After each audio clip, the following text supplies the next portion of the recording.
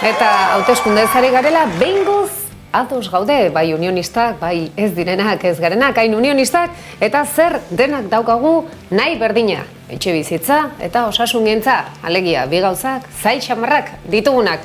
Eta beste gauza batzuk ere atera dira, baina ez dakit batzutan min gehiegi egiten duten edo ez azaltzeko. Etxe bizitza eta osasungintza, ez dira justo bi adar oso ongi dauzkagunak, azken aldin, ez da, Miren? Horrek aukera ematen dugu, Miren, naziometroaren emaitzak aintzat hartuta eta ikusita unionistak ere bat daudela Republika Zaleekin, ez Txileko Republika Zaleak, argi ez dela goza, bera. Antolatu dezakeguna da, alokairua erregulatutako Errepubliken Federazio bat, edo osasun zerbitzu publiko duin eta osasuntsu batzuk dituen Errepublika bat, Federazio bat, bai, jendea doso hon daiteke. Alderdi bat egintzazu.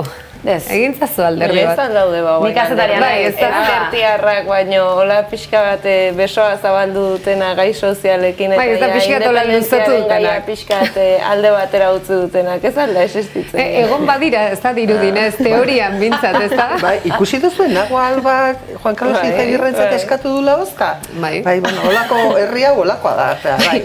Beso hori ezagit pixkat itxin. Ez, bueno, herria horrelakoa da, baina, bueno, bai, egia da. Hautagaiei bozka emateko eskakizun zehatza, nik ez du gaizki ikusten, ze akaso ez duzu zertan hautagai guztiekin ados egon behar, edo esate duzu bai, nik orokorrean ez naiz independentista eta ez da nere aukera, baina Donostiaren kasuan aukera dituena agintetik gaur egungo ereduak kentzeko, hau da, eta nik honen aldeko bozka eskatzen dut. Nei zilegi zait, naziometrora itzulita ez, argi dago, herritarren gehiengoaren kezka nagusiak direla etxe bizitzaren arazoa, zerbitzu publikoena, batez ere osasungintzarena, ez dugu alperrik pandemian eta geroztikan egondu diran batzuek asmatzen ote ditugun murrizketa horiek jendearen kezka nagusia, eta horretaz ez hitz egitea alderdi nagusia, batez ere agintean dauden alderdiak eta beste gai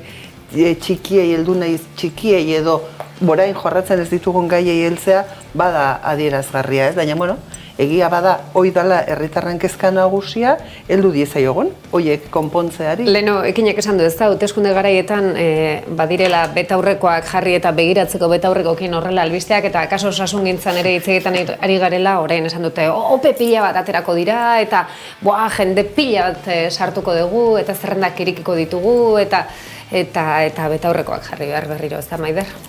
Bai, eta ala ere, open kontuarekin uste dagoen langile kopururako oso plaza gutxi daudela, eta aldi beren Osakidetzak kasu honetan esaten du langile eskasian daudela, orduan gero ope batzuk izango dira udan, baina osasungintzako sindikatuak eskatzen ari dira aurreko opeetako emaitzak kontuan hartuak izan daitezen. Hor badago nasketa batez, nik uste presaka egin nahi izan den, presaka besteak beste ere badelako premia bat. Esan nahi dute, ulertzen dut presaka egin izan hori kontua da, denbora epe oso laburra dala. Osasungintza ala dago, ikusi dugu Tolosaldeako azken denboran dauden protestak, hor badukatelako ospitale modu pribatuan kudeatutako ospitale bat, eta Nahual Albarena berriz ere ona ekarrita, preseski eskatu du botoa etxe bizitzaren gaia eta turismoaren asuntoa mahai gainean jarrita, eta hiri eredua ari da ez, baina bai, badirudi, nolabait, kezka konpartituak diala, ez esango izun nik, aurrekoan aterazan Irutxuloko hitzan uste, eta Gipuzkoako hitzan reportaje bat Donostiako onda espansibak nola eragin dien gainontzeko herrietako alokairuen prezioi, eta hitz egiten zen Astiagarragaz, hitz egiten zen Hernaniz, Errenteriaz, eta horrengoan ere Lasarte zaztu dira. Eta ez izango Lasarte merkeago daudelako. Lasarte horia, bai. Ni horia. Ahaztutako... Ni hori azazten, nahi zaina.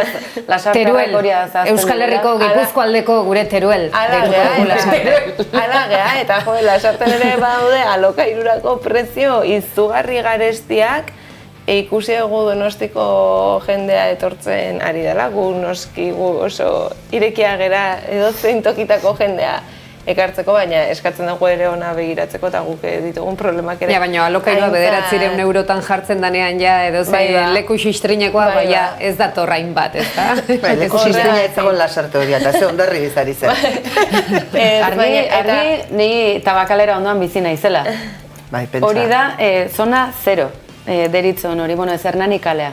Nik, alare, publikotasunaren historiarekin, kontraesan bat sortzen zait honetan guztian nola posizionatzen den alderdi bakoitza, nola posizionatzen den sindikatu bakoitza, noiz ateratzen den soziometroa ere, etxebizitzaren legea onartu da Espainian alde batetik, hauteskundeak datoz bestetik, eta Eusko Legebiltzarrean onartu da hezkuntza legea.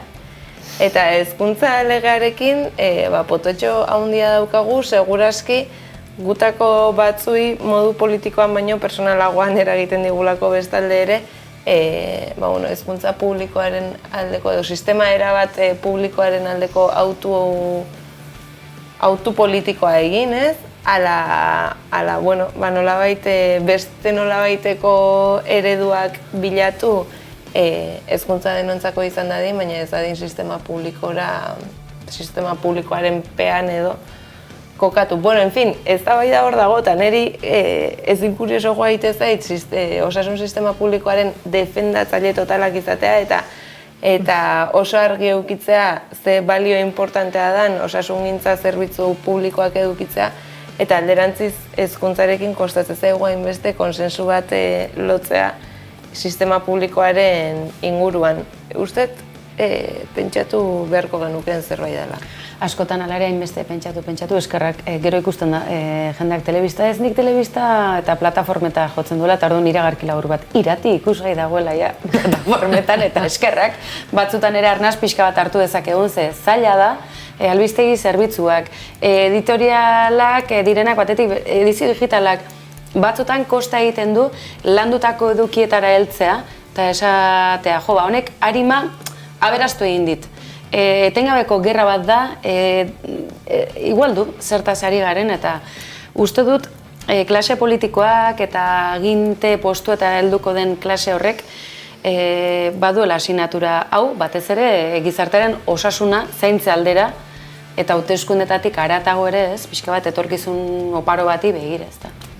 Esan dugun bezala, zenbat gai ditugun, ze bai, atera dira naziometro hortan etxe bizitza eta osasungintza, baino esan dugu, hezkuntza, memoria, zenbat eta zenbat gai dauden, baina nirutzen zait bi aste hauetan izango dugula nahikoa gai guztietatik entzuteko eskerrak osasunari.